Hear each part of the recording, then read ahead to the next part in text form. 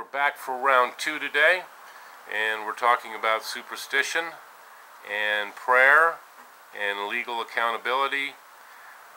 Addiction seems to be the only physical disease where prayer is a solution.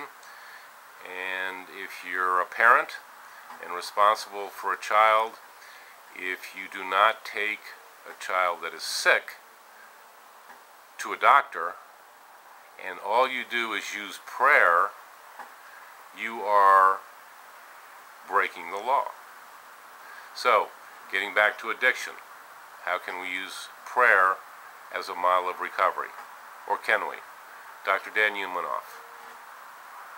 Yeah, well, I appreciate the topic, and it's an important topic.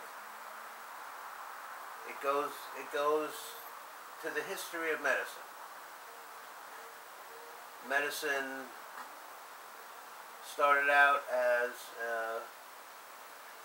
a superstitious model. There was practically or essentially no physical understanding of medical pathophysiology. The entire field of medicine 3,000 years ago was based on the superstitious model, where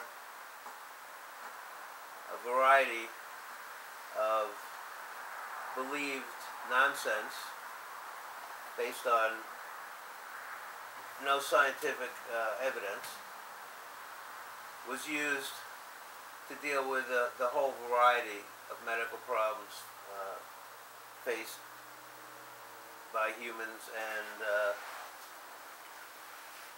even livestock.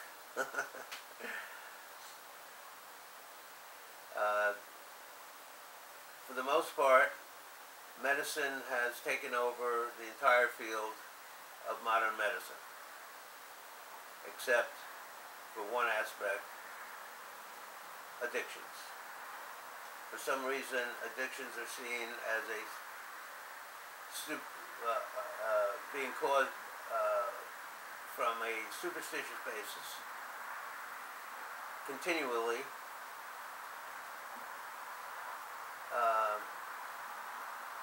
Despite all the evidence to the contrary. All the biological research to the contrary. And it's essentially an argument of creationism versus evolution, and that's the argument I base my book on. The believed paradigm versus the evidence-based paradigm of addiction causation and recovery.